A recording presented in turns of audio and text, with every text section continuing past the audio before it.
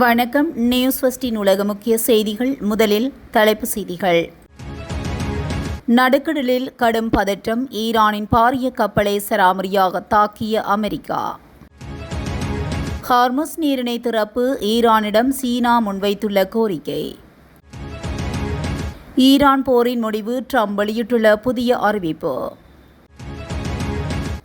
Iran விடுத்துள்ள போர் எச்சரிக்கை. உடன்படிக்கை ஏற்படாவிடில் கடுமையான தாக்குதல் நடத்தப்படும் என தெரிவிப்பு. அச்சுறுத்தல்களுக்கு மத்தியிலும் லண்டனில் யூதர்களின் பாரம்பரிய திருவிழா. வானூர்திகளின் பயண கட்டணங்கள் பெருமளவில் அதிகரிப்பு. ஹார்முஸ் நீரிணையால் நாளாந்தம் $700 மில்லியன் இழப்பு. ஈரானில் வணிக வளாகத்தில் ஏற்பட்ட தீ விபத்தில் 11 பேர் உயிரிழப்பு. பாகிஸ்தானில் அமெரிக்க தூதரகம் மூடல். தென்கொரியாவுடன் இணையும் எண்ணமில்லை. அரசமைப்பு சட்டத்தை திருத்திய வடகொரியா. விஜய் இன்று பதவியேற்பதில் சிக்கல். மத்திய உளவுத்துறையின் அவசர எச்சரிக்கை. தொடர்பான விரிவான செய்திகள். ஓமான் வளைகுடாவில் ஈரானிய துறைமுகங்கள் மீதான அமெரிக்காவின் கடல்சார் முற்றுகையை மீற முயன்ற ஈரானிய கொடி ஏந்திய எண்ணெய் கப்பல் மீது அமெரிக்காவின் கடற்படை போர் விமானம் தாக்குதல் நடத்தி அதனை செயலிழக்க செய்துள்ளதாக சர்வதேச ஊடகங்கள் செய்தி வெளியிட்டுள்ளன. ஈரானிய துறைமுகங்களை நோக்கி சென்ற இந்த கப்பல் அமெரிக்க படைகளின் முற்றுகை விதிகளை மீறுவதாக கண்டறியப்பட்டதை அடுத்து அமெரிக்க படையினரால் பலமுறை எச்சரிக்கப்பட்டதாக தெரிய வந்துள்ளது. எனினும் கப்பலின் பணியாளர்கள் அந்த எச்சரிக்கைகளை பொருட்படுத்தாமல் செயல்பட்டமையால் தாக்குதல் நடத்தப்பட்டதாக அமெரிக்காவின் மத்திய கட்டளை தலைமையகம் தெரிவித்துள்ளது. அதன்போது அமெரிக்காவின் FA-18 சூப்பர் ஹார்னெட் ரக போர் விமானம் அந்த எண்ணெய் கப்பலின் சுக்கான் பகுதியை நோக்கி தனது 20 மில்லிமீட்டர் பேரங்கியால் பலமுறை சுட்டு தாக்குதல் நடத்தியுள்ளதாக கூறப்படுகிறது. இந்த அதிரடி நடவடிக்கையை அடுத்து இலக்கு வைக்கப்பட்ட அந்த ஈரானிய எண்ணெய் கப்பல் தற்போது ஈரானை நோக்கி பயணிக்கவில்லை என்பதை அமெரிக்க பாதுகாப்பு தரப்பு உறுதிப்படுத்தியுள்ளது. மேலும் ஈரான் மீதான அமெரிக்காவின் இந்த பொருளாதார மற்றும் இராணுவ அழுத்தங்கள் அதிகரித்து வரும் நிலையில் இந்த சம்பவம் பிராந்தியத்தில் பெரும் பதற்றத்தை ஏற்படுத்தியுள்ளமை குறிப்பிடத்தக்கது. அணு ஆயுதங்கள் தொடர்பான செயல்களை மேம்படுத்த மாட்டோம் என்று ஈரான் உறுதி பூண்டுள்ளது. இதை வரவேற்பதாக தெரிவித்த சீனா விரைவில் ஹார்முஸ் நீரிணையை திறந்து விடுங்கள் என ஈரானிடம் கேட்டுக் கொண்டுள்ளது. இது தொடர்பாக சீன வெளியுறவு அமைச்சர் வாங் யி கூறுகையில், ஹார்முஸ் நீரிணை வழியாக இயல்பான மற்றும் பாதுகாப்பான கப்பல் போக்குவரத்தை மீட்டெடுப்பது குறித்து சர்வதேச சமூகம் ஒருமித்த கவலையை பகிர்ந்து கொள்கிறது. மேலும் சர்வதேச சமூகத்தின் இந்த கடுமையான வலியுறுத்தல்களுக்கு தொடர்புடைய தரப்புகள் கூடிய விரைவில் பதிலளிக்கும் என தெரிய வந்துள்ளது. ஈரான் மீது அமெரிக்கா கடந்த பிப்ரவரி மாதம் 28ஆம் தேதி தாக்குதல் நடத்தியதன் பின்னர் முதன்முறையாக ஈரான் வெளியுறவுத்துறை அமைச்சர் அராக்சி சீனா சென்றிருந்தார். அவரை வாங் யி சந்தித்து பேசியுள்ளார். அதன் பின்னர்தான் மேற்கண்டவாறு தெரிவித்துள்ளார். மேலும் ஒரு விரிவான போர் நிறுத்தத்தை எட்டுவது அவசர முன்னுரிமை என்றும் அதேவேளையில் மீண்டும் மோதல்களை தொடங்குவது அதைவிடவும் மிகவும் விரும்பத்தகாதது என்றும் சீனா கருதுகிறது என்று தெரிவித்துள்ளார். ஈரான் வெளியுறவுத்துறை அமைச்சகம் தற்போதைய சூழலில் ஹார்முஸ் நீரிணையை மீண்டும் திறப்பது தொடர்பான சிக்கலை துரிதமாக தீர்ப்பதற்கு முன்னுரிமை அளிக்கலாம் என்று ஈரான் அமைச்சர் கூறியதாக தெரிவித்துள்ளார். ஈரான் தனது தேசிய இறையாண்மையையும் தேசிய கண்ணியத்தையும் உறுதியுடன் பாதுகாப்பதோடு அமைதி பேச்சுவார்த்தைகள் வாயிலாக ஒருமித்த கருத்தை உருவாக்குவதை தொடர்ந்து முன்னெடுத்து ஒரு விரிவான மற்றும் நீடித்த தீர்வை தேடும் என்று அராக்சி தெரிவித்துள்ளார். அமெரிக்காவுக்கும் ஈரானுக்கும் இடையிலான போர் சூழலை முடிவு கொண்டு வருவது தொடர்பாக கடந்த 24 மணி நேரத்தில் இரு நாடுகளுக்கும் இடையே மிகவும் ஆக்கப்பூர்வமான பேச்சுவார்த்தைகள் நடைபெற்றுள்ளதாக அமெரிக்க ஜனாதிபதி டொனால்ட் ட்ரம்ப் தெரிவித்துள்ளார்.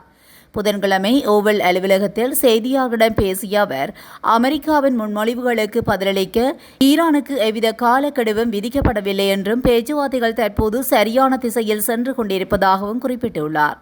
தங்களது நிபந்தனைகள் நிறைவேற்றப்பட வேண்டியது அவசியம் என்பதை வலியுறுத்திய ட்ரம்ப், அவ்வாறு நிகழாத பட்சத்தில் அடுத்த கட்டமாக கடுமையான நடவடிக்கைகளை எடுக்க வேண்டியிருக்கும் எனவும் எச்சரித்துள்ளார்.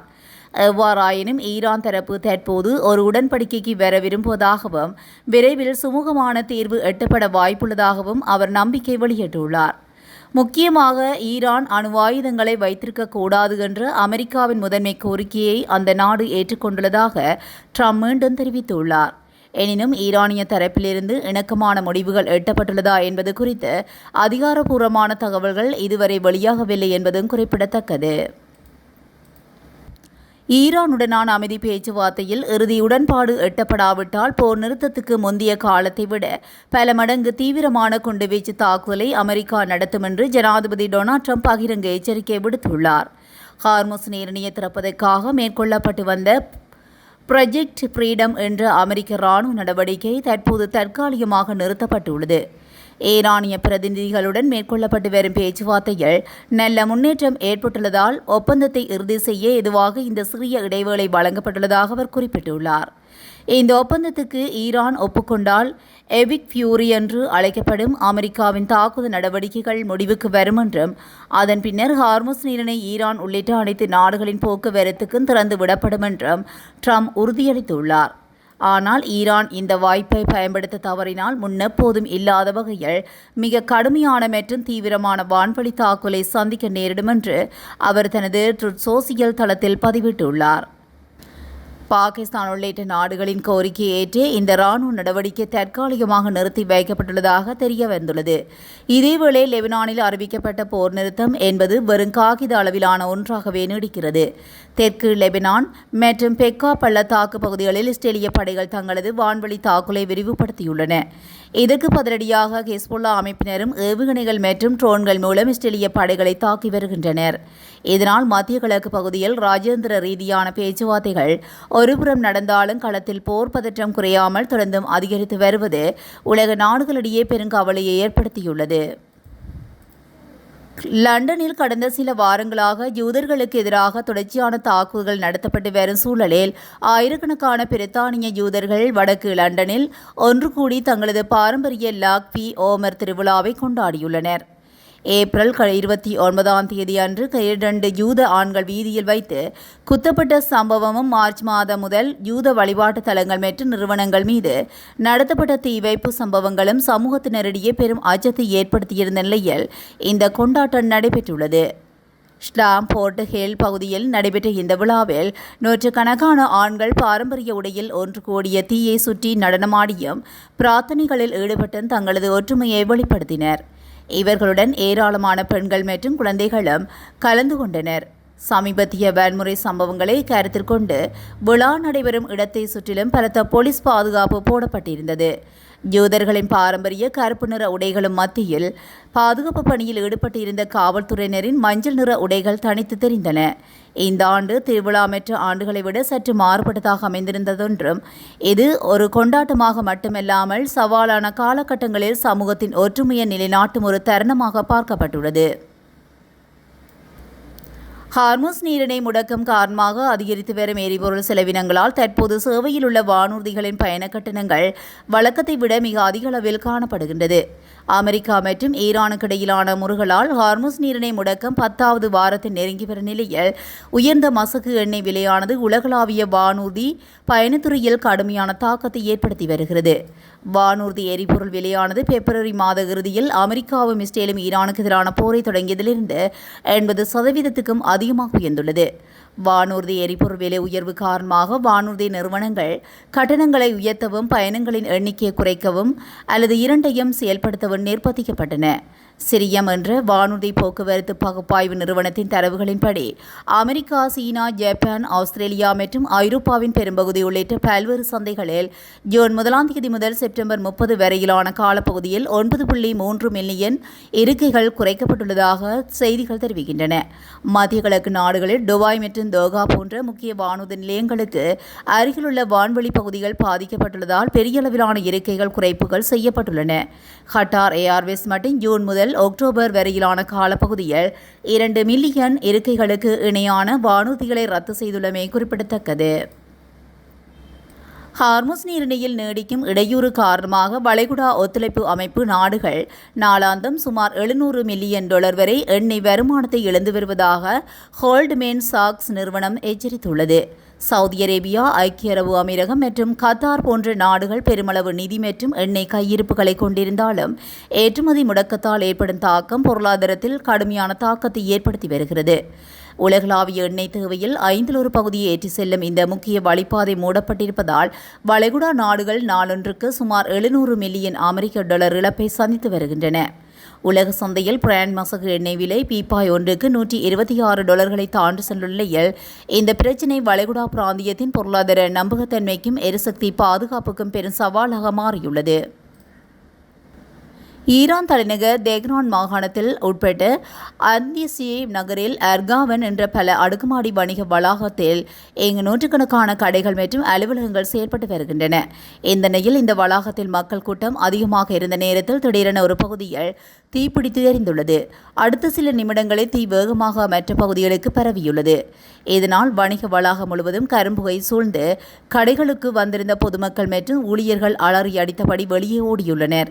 பின்னர் புகையினால் ஏற்பட்ட மூச்சு திணறல் மற்றும் தீயின் கோரப்படியில் சிக்கி 11 பேர் சம்பவ இடத்திலேயே உடல் கருகி பலியாகியுள்ளனர். தகவல் அறிந்து விரைந்து வந்த தீயணைப்பு வீரர்கள் நீண்ட நேரம் போராடி தீயை கட்டுக்குள் கொண்டு வந்ததாகவும் இந்த தீ விபத்தில் படுகாயமடைந்த 41 பேர் உடனடியாக மீட்கப்பட்டு சிகிச்சைக்காக அருகிலுள்ள வைத்தியசாலைகளில் அனுமதிக்கப்பட்டனர். அவர்களில் சிலரது நிலைமை கவலைக்கிடமாக இருப்பதாக கூறப்படுகிறது. இந்த தீ விபத்துக்கான காரணம் குறித்து ஈரான் அதிகாரிகள் தீவிர விசாரணை நடத்தி வருகின்றனர். மின்கசிவு காரணமாக தீ விபத்து ஏற்பட்டதா அல்லது பாதுகாப்பு விதிமுறைகள் மீறப்பட்டதா என்ற பல்வேறு கோணங்களில் விசாரணைகள் நடைபெற்று வருகின்றது. வடமேற்கு பாகிஸ்தானில் ஹைபர் பக்துன்வா மாகாண தலைநகர் பெசாவரில் உள்ள தனது துணை தூதரகத்தை பாதுகாப்பு காரணங்களுக்காக படிப்படியாக மூடப்போவதாக அமெரிக்கா அறிவித்துள்ளது. தூதரக அதிகாரிகளின் பாதுகாப்பை உறுதி செய்வதற்கும் சரியான வள மேலாண்மைக்கு இம்முடிவு எடுக்கப்பட்டுள்ளதாக அமெரிக்காவின் வெளியுறவுத்துறை தெரிவித்துள்ளது. மேலும் பாகிஸ்தானுடனான அமெரிக்காவின் கொள்கை முன்னுரிமைகளில் எவ்வித மாற்றமும் இல்லை என்றும் இஸ்லாமாபாத், கராச்சி, லாகூர் ஆகிய இடங்களில் உள்ள மற்ற தூதரகங்கள் வழியாக அமெரிக்கா பாகிஸ்தான் இடையிலான இருதரப்பு உறவுகள் தொடர்ந்து வலுப்படுத்தப்படும் என்றும் கூறப்பட்டுள்ளது. எனவே ஆப்கானிஸ்தானில் இருந்து ஊடுருவும் பயங்கரவாதிகள் இந்த எல்லை மாகாணத்தில் அவ்வப்போது தாக்குதலை நடத்தி வருகின்றதனால் இதற்கு பதிலடியாக பாகிஸ்தான் நடத்திய தாக்குதல்களால் இரு நாட்டு மோதலாக வெடித்துள்ளது. எனினும் தொடரும் பயங்கரவாத தாக்குதலால் பாதுகாப்பு அச்சுறுத்தலை கருதி அமெரிக்கா தூதரகத்தை மூடுவதாக அமெரிக்கா அறிவித்துள்ளமை குறிப்பிடத்தக்கது. தென்கொரியாவுடன் இனி எக்காலத்திலும் இணையப்போவதில்லை என்ற கொள்கையை உறுதிப்படுத்தும் வகையில் வடகொரியா தனது அரசமைப்பு சட்டத்தில் திருத்தங்களை மேற்கொண்டுள்ளது. கொரிய தீபகற்பத்தின் அங்கமான இவ்விரு நாடுகளும் தனித்தனி இறையாண்மை கொண்ட தேசங்கள் என்றும் தென்கொரியா தனது நாட்டின் முதன்மை எதிரி என்றும் வடகொரியா அதிபர் கிம் ஜாங் உன் அறிவித்திருந்த நிலையில் தற்போது அது சட்டப்பூர்வமாக அரசமைப்பு சட்டத்தில் சேர்க்கப்பட்டுள்ளது. வடகொரியா நாடாளுமன்றமும் இதற்கான ஒப்புதலை வழங்கியுள்ளதாக தகவல்கள் தெரிவிக்கின்றன. திருத்தப்பட்ட அரசமைப்பு சட்டத்தின்படி வடகொரியாவின் நிலப்பரப்பு என்பது வடக்கே சீனா மற்றும் ரஷ்யாவையும் தெற்கே தென்கொரியாவையும் எல்லையாக கொண்டது என வரையறுக்கப்பட்டுள்ளது. இதற்கு முன்னதாக கொரிய தீபகற்பம் முழுவதும் ஒரே தேசமாக கருதப்பட்டு வந்த நிலையில் முதல் முறையாக தனது தெற்கு எல்லையை வடகொரியா தனித்து அடையாளப்படுத்தியுள்ளது. இருப்பினும் கடல்சார் எல்லைகளில் நிலவும் சிக்கல்கள் காரணமாக ஜப்பான் கொரிய தீபகற்பம் இடையிலான மஞ்சள் கடல் பகுதியில் உள்ள சர்ச்சைக்குரிய எல்லைக்கோடுகள் குறித்தும் இதில் தெளிவான விளக்கம் எதுவும் அளிக்கப்படவில்லை என தெரிவிக்கப்பட்டுள்ளது. தமிழகத்தின் முக்கிய இடங்களில் பாதுகாப்பை அதிகரிக்க தமிழக காவல்துறையினருக்கு மத்திய உளவுத்துறை எச்சரிக்கை விடுத்துள்ளதாக இந்திய ஊடகம் செய்தி வெளியிட்டுள்ளது. தமிழக சட்டமன்ற தேர்தலில் 108 இடங்களை கைப்பற்றி தனிப்பெரும் கட்சியாக உருவெடுத்துள்ள தவேக ஆட்சி அமைக்க தேவையான 118 இடங்களை எட்டுவதற்கான தீவிர முயற்சியில் ஈடுபட்டுள்ளது. இதன் ஒரு பகுதியாக இந்திய தேசிய காங்கிரஸ் கட்சி நிபந்தனைகளுடன் தவேகவுக்கு ஆதரவு அளிப்பதாக அறிவித்துள்ளது. இதனுடன் காங்கிரசின் 5 உறுப்பினர்களின் ஆதரவையும் சேர்த்து தவேகாவின் பலம் தற்போது 113ஆக உயர்ந்துள்ளது. பெரும்பான்மைக்கு இன்னும் 6 இடங்கள் குறைவாக உள்ள போதிலும் தனிப்பெருங்கட்சி என்ற அடிப்படையில் தவேகா தலைவர் விஜய் ஆளுநர் ராஜேந்திர விஸ்வநாத் அர்லேகரை சந்தித்து ஆட்சியமைக்க கோரி கடிதம் அளித்துள்ளார். இருப்பினும் பெரும்பான்மையை நிரூபிக்க தேவையான 6 உறுப்பினர்களின் ஆதரவு கடிதத்தை ஆளுநர் கேட்பதாக தகவல் வெளியாகியுள்ளதால் பதவியேற்பு நிகழ்வில் தற்காலிக தாமதம் ஏற்பட்டுள்ளது. இவ்வாறான பின்னணியில் தவேகா தலைவர் விஜய் இன்னும் ஆட்சியமைக்காத சூழலில் சட்ட ஒழுங்கு பிரச்சினை ஏற்பட வாய்ப்புள்ளதாக உளவுத்துறை எச்சரிக்கை விடுத்துள்ளது. இதுபோன்ற செய்திகளை உடனுக்குடன் தெரிந்து கொள்ள நியூஸ் ஃபர்ஸ்டுடன் இணைந்திருங்கள். நன்றி, வணக்கம்.